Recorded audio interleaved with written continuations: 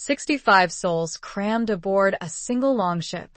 Below, the North Sea churned, an icy expanse that stretched to the horizon and beyond.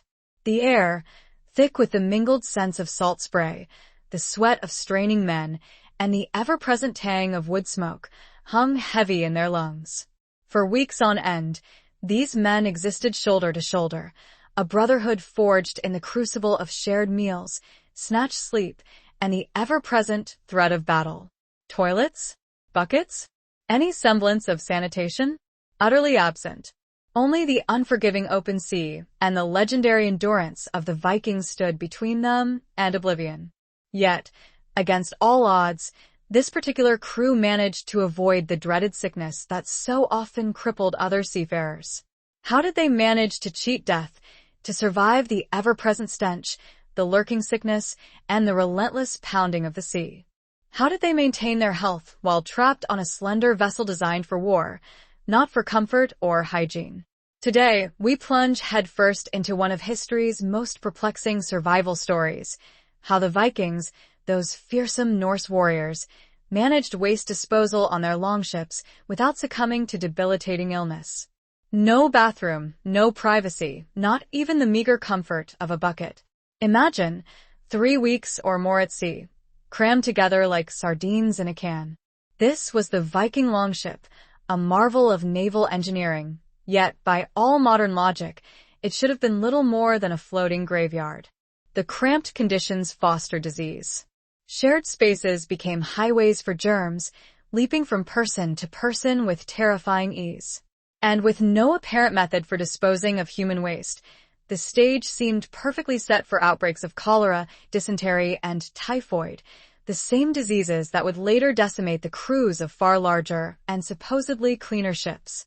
And yet, these very Norse sailors conquered Iceland, established colonies in Greenland, and even reached the shores of North America a staggering 5 centuries before Columbus ever set sail. The mystery deepens when we delve into their surprisingly contradictory reputation. Foreign visitors often remarked on something quite unexpected. The Vikings were, in fact, obsessed with cleanliness. The Arab diplomat Ahmad ibn Fadlan, in his detailed chronicles, wrote of witnessing them meticulously wash themselves every single day in shared bowls of water. English chroniclers, often less charitable, even complained that the Vikings bathed every Saturday with such unwavering regularity that the day itself became known as Laugardagr, or washing day. This habit so ingrained itself in the cultural landscape that it persisted even after Viking influence waned. Archaeologists have further corroborated this surprising emphasis on personal hygiene, unearthing graves filled with grooming tools, intricately carved combs, tweezers for plucking stray hairs, and delicate little ear cleaners fashioned from bone and antler. A civilization that demonstrably valued hygiene above most other medieval cultures, somehow thriving in vessels that offered absolutely zero infrastructure for sanitation. How could this be? The answer, it turns out, lies not in what the Vikings deliberately built into their ships, but rather in what they systematically designed out. Their survival hinged on 3 interwoven strategies, a clever adaptation that transformed seemingly insurmountable architectural constraints into operational advantages. Summer 1904. While painstakingly digging through dense blue clay in Oseberg, Norway, local farmers stumbled upon a dark, enigmatic shape buried deep within the earth. It was the remarkably well-preserved hull of a Viking ship, shielded from the ravages of time for a millennium by the surrounding peat. The landowner, driven by curiosity and the hope of uncovering something of value, authorized its excavation, and his gamble paid off handsomely. Anders Gustafsson, a skilled archaeologist, oversaw the delicate and complex process. His meticulous approach to documentation, a rarity for the time, proved invaluable, and for this, we remain eternally grateful. The excavations stretched on for months. Archaeologists painstakingly cataloged every single artifact, intricately carved wooden posts depicting snarling beasts from Norse mythology, a remarkably preserved 4-wheeled cart with its wheels still intact, fragments of textiles still bearing traces of their original vibrant dye patterns, an array of kitchen vessels, and even a humble wooden bucket reinforced with iron bands. The level of detail was astonishing, the expectations high. Surely, somewhere within this floating household that once carried 32 souls, there must be some indication of how they managed their basic biological necessities during those long weeks at sea. But they found absolutely nothing. No stone hearths specifically designed for shipboard use, no bronze braziers for heating water, no chamber pots for collecting waste, no sign of any dedicated area intended to serve as a latrine. The Oseberg ship, one of the most perfectly preserved Viking vessels ever discovered, yielded no evidence whatsoever of any sanitation system. Perhaps, some speculated, this particular vessel was purely ceremonial, a burial ship never intended for practical voyages on the open sea. The Gogstad excavation of 1880 swiftly dispelled that theory. This was a true warship, dating back to 890 AD, a vessel that had clearly seen extensive use. It carried massive water barrels, sophisticated navigational tools, and all the practical cargo equipment necessary for long voyages. Yet, the same pattern held true. Absolutely nothing dedicated to waste management. Fast forward to 2020. Using ground-penetrating radar, archaeologists meticulously scanned the Yellowstone ship before even beginning the physical excavation, painstakingly mapping every timber, every void, every artifact still entombed within the earth. Even with the benefit of modern technology, the results were the same: a purposeful absence of any sanitation facilities. Across 2 centuries of meticulous Viking ship excavations, one inescapable conclusion emerges with stark clarity. Norse shipbuilders deliberately designed their vessels without any permanent sanitation facilities. The Longship, ingeniously constructed with overlapping oak planks sealed with a mixture of tar and animal hair, boasted a shallow draft, allowing it to navigate rivers with ease and open sides, facilitating rapid deployment of warriors. Every single detail reflected a deliberate trade-off, a constant balancing act. Speed and flexibility were paramount, so anything deemed unnecessary was ruthlessly eliminated, including toilets. This wasn't a matter of ignorance. It was a conscious engineering choice, a calculated risk that created both a potentially deadly problem and a surprisingly clever solution, one that only becomes apparent when you understand the catastrophic consequences of the alternatives. Consider the HMS Thunderer, a proud vessel of the British Royal Navy in 1854. This ship boasted dedicated sick berths for the ailing, trained surgeons, and a comprehensive set of regulations governing hygiene and waste disposal. Sailors slept in designated hammocks, ate from standardized metal mess kits, and relieved themselves in purpose-built heads, toilets, with waste chutes that dropped directly into the sea. Yet, despite all these measures, cholera swept through the ship, claiming the lives of 43 men in a mere 2 weeks. This grim pattern repeated itself across centuries of maritime history. Disease, not enemy fire, claimed more sailors than combat throughout the entire age of sail. Typhoid lurked in contaminated water barrels, waiting to strike. Dysentery spread like wildfire through touch-contaminated surfaces. Respiratory infections were amplified by the close confinement of the crew. Now, consider that the Vikings faced conditions exponentially worse. The Hedeby longship, for example, measured a considerable 30 meters in length, but a mere 7 meters in width. That's roughly 2 men crammed into every meter of length. 60 oarsmen toiled relentlessly on that vessel. They rowed in shifts, slept huddled between the benches, and consumed meager provisions while constantly soaked by frigid sea spray. And when storms raged, they couldn't even seek refuge below deck, because there was no deck below. Imagine how easily disease could have spread in such conditions. Hands constantly wet with seawater and sweat gripped the same oars that others would use in the next shift. Food passed from unwashed fingers to mouths. Men huddled together for warmth, breathing the same recycled, frigid air. If any waste had lingered on board, it would have created a breeding ground for unimaginable horrors. A single case of food poisoning could have cascaded through the entire crew within days. Lice, pressed together in that density, could have spread typhus like wildfire. The mathematics of transmission in such a confined space were brutal and unforgiving.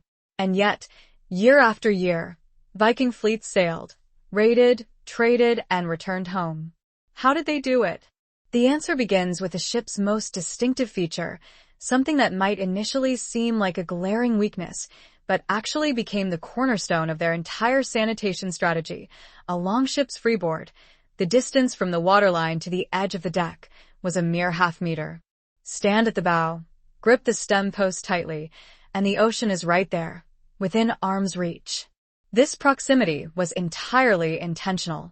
It was the key that unlocked everything else. The first principle: immediate dispersal. Human waste went straight overboard, directly into the vastness of the North Atlantic. With no container to hold it, nothing could accumulate. Without accumulation, germs couldn't concentrate. The constantly moving salt water instantly diluted any pathogens, dramatically reducing bacterial levels in a matter of seconds. In calm seas, this system worked flawlessly. In rough weather, when standing at the rail became too perilous, simple wooden buckets, the kind found in every Viking household, served as temporary receptacles, emptied overboard at the first safe opportunity. They were never stored, never allowed to fester. The key was understanding the ship not as a sealed, self-contained space, but as a platform interacting with the environment. The ocean didn't merely receive their waste, it erased it, offering a natural cleansing system far superior to anything humans could have built. However, this explanation leaves an uncomfortable gap in the historical record. Women traveled these routes as well. The Oseberg burial, after all, contained the remains of 2 women, and the Icelandic sagas vividly describe entire families making the arduous crossing. While scholars acknowledge that no direct evidence has survived to illuminate their specific practices, the most likely scenario involves the use of temporary fabric screens erected when the ship was anchored, providing a modicum of privacy. Dignity was maintained through established social customs rather than through any architectural features. And women, it is presumed, used the same bucket system as the men. It underscores a harsh reality. Dignity in this environment was negotiated socially, not engineered structurally. Yet even perfect overboard disposal only addressed the immediate problem of waste. The true genius of the Viking approach lay in ensuring that overboard was rarely more than a few hours away from something even better: solid ground. The Longships' hull drew just 1 meter of water. Watch what this makes possible. While Mediterranean galleys required dedicated harbor facilities and deep-water anchorage, a Viking vessel could beach almost anywhere. Sandy coves, gravel shores, river mouths, all became potential landing spots. The crew simply waited for a favorable tide, rowed hard towards the land, and let momentum carry the bow onto the shore. 30 seconds later, they could step off into ankle-deep water. Suddenly, shipboard sanitation became a temporary inconvenience, not a permanent, life-threatening condition. Over 200 documented Viking harbor sites the landscape from Norway to Newfoundland. These weren't formal ports in the modern sense. Most lacked any permanent structures whatsoever. They were simply geographical features, protected beaches, sources of fresh water, flat ground suitable for overnight camps. A network of convenient reset points averaging one every 200 kilometers of coastline. But the Torquay excavation in England reveals the full scale of this strategy. What initially appeared to be a simple river landing turned out to be a sprawling 55-hectare winter base, larger than many contemporary towns. Archaeologists unearthed post holes from dozens of temporary structures, hearth pits for cooking fires, workshop areas for repairs, and even evidence of families wintering over. The Viking Great Army of 872 to 873 AD hadn't merely camped here, they had built a temporary city. Every beaching became a sanitation reset. Men dispersed inland to relieve themselves in soil, which naturally absorbed and processed waste. Cooking fires, impossible aboard ship, became essential for preparing meals and purifying water. Clothes could be washed in streams, bodies scrubbed clean with sand and cold water. The accumulated biological burden of shipboard life dispersed harmlessly into the environment. The ship never had to become a toilet because the ship was never far from land. This strategy, of course, came with an environmental cost. Popular sites, such as Hedeby, Burka, and major fjord anchorages, suffered from concentrated contamination. Archaeological digs in medieval towns have revealed that intestinal parasite levels were significantly higher near Viking trading centers. In effect, Norse sailors protected the health of their crews by effectively shifting the sanitation problem onto the populations living on land. But even frequent beaching couldn't eliminate every shipboard health risk. The next layer of protection relied on something far more subtle: culture, enforced with the power of social rules rather than through tools or technology. Two seemingly disparate discoveries, separated by 1,000 years, reveal the same fundamental truth. A woman's grave in Greenland yielded a leather pouch containing a double-sided bone comb, its teeth worn smooth from daily use. Microscopic analysis revealed where patterns consistent with habitual maintenance, not occasional vanity, but systematic discipline. John of Wallingford's 1220 AD chronicle records English complaints about Viking settlers. They combed their hair daily, bathed every Saturday, and changed their garments often. His grievance wasn't about their violence, it was about their hygiene, which made them dangerously attractive to English women. The Norse didn't simply value cleanliness, they ritualized it. Laugardagr, or washing day, survives in modern Scandinavian languages as Saturday. Every seventh day, Vikings bathed as a matter of cultural tradition. In winter, this required the expenditure of precious firewood, while during voyages, it meant scrubbing with frigid seawater and coarse sand at the first opportunity upon reaching shore. The practice wasn't optional, it was woven into the fabric of their lives, scheduled into the week like work or worship. This seemingly simple practice created a profound epidemiological protection that the Vikings likely never fully understood. Lice and fleas are vectors for devastating diseases. Rickettsia prowazekii, the bacterium responsible for epidemic typhus, spreads through lice feces entering scratched skin. Medieval armies routinely lost more soldiers to typhus than to combat. Daily combing physically removed adult lice before they could reproduce. Weekly bathing disrupted the parasite's life cycle. The ornately carved combs found in Viking graves weren't merely status symbols, they were survival tools, albeit beautiful ones. Every crew member became a node in a distributed defense network, reputation enforcing compliance. Showing up unkempt, smelling rank, and lousy invited shame, a social force powerful enough to modify behavior even in the most exhausting conditions. Yet Viking protocols weren't epidemiologically perfect. Ibn Fadlan's account describes communal washing rituals where multiple men shared the same bowl of water sequentially, a practice that would have efficiently spread surface bacteria. The intent was cleanliness, but the execution, by modern standards, actually facilitated some transmission. The Vikings prioritized hygiene without fully understanding the mechanisms of transmission, but even their imperfect execution proved more effective than the approaches of their contemporaries. Still, social pressure and saltwater scrubbing couldn't address the deadliest vector of all, something that sailed silently and invisibly in wooden barrels: freshwater spoilage. It's one of maritime history's cruelest ironies. The very substance essential for life becomes lethal within weeks of storage. Wooden barrels harbor bacteria within their grain. E. coli from contaminated source water multiplies rapidly in the dark, creating a ticking time bomb. Sailors in later centuries learned to fear the water barrel as much as enemy ships. The Vikings provisioned differently, not through superior scientific knowledge, but out of practical necessity. Freshwater's weight-to-value ratio made it impractical for long voyages. Weak beer and sour milk lasted longer and tasted better, but their choice had an unintended, yet revolutionary, consequence for shipboard health. Beer production requires boiling the water, specifically the grain-water mixture that becomes beer. Sustained boiling effectively kills virtually all human pathogens. The Vikings didn't know why heating prevented spoilage. They just knew that it worked. Every barrel of weak beer carried aboard represented gallons of accidentally pasteurized hydration. Sour milk undergoes lactic acid fermentation, dropping the pH low enough to inhibit most bacteria while preserving nutritional value for months. Again, the Vikings prized it for its longevity and taste, not its microbiological safety. The result was a systematic avoidance of contaminated drinking water, the primary killer aboard age-of-sail vessels. The Longships' construction provided a second, largely unintended, advantage.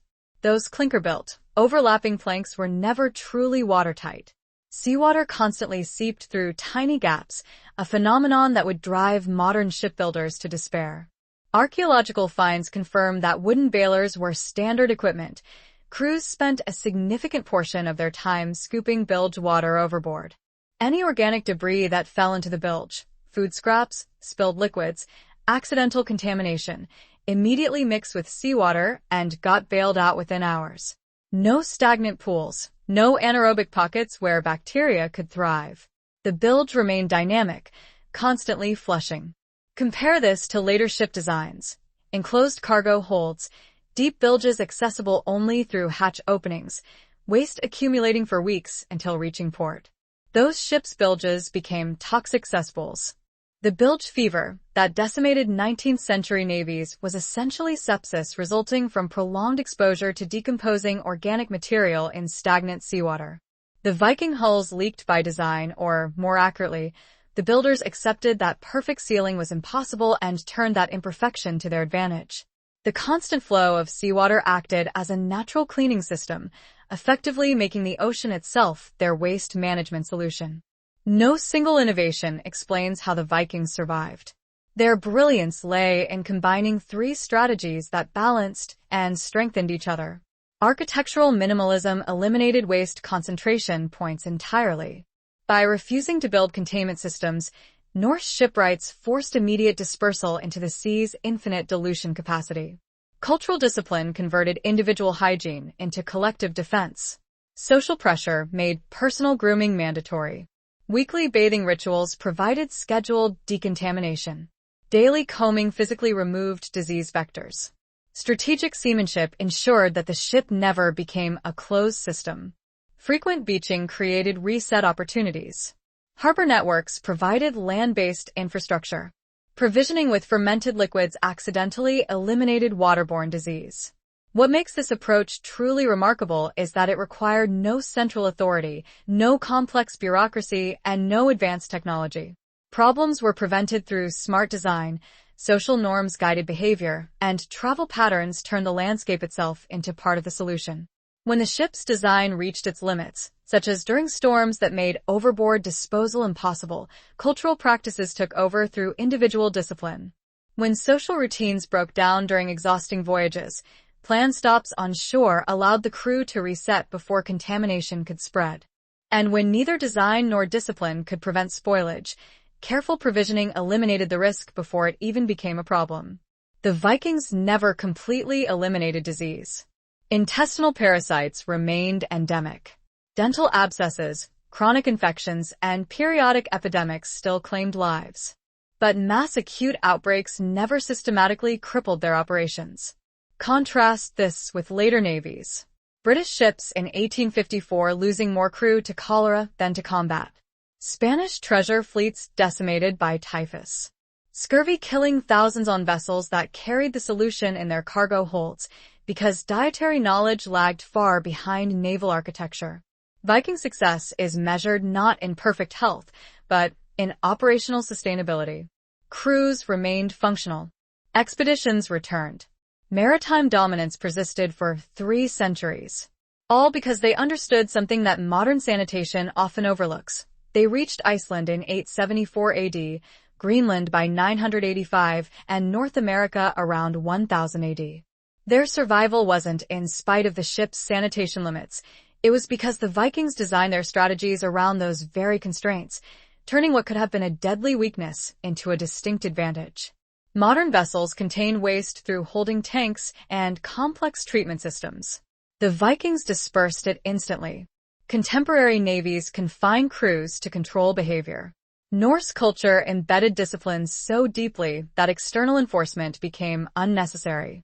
Today's ships seek technological solutions to biological problems. Viking engineering simply designed the problems out of existence. The breakthrough was about mindset, not technology. An open deck left sailors exposed to cold and wet conditions, but it stopped germs from building up. A hull that leaked constantly meant hours of bailing, yet it kept the ship flushed with seawater. Stopping frequently on shore slowed their progress, but it removed the sanitation problems that sank other crews on long voyages.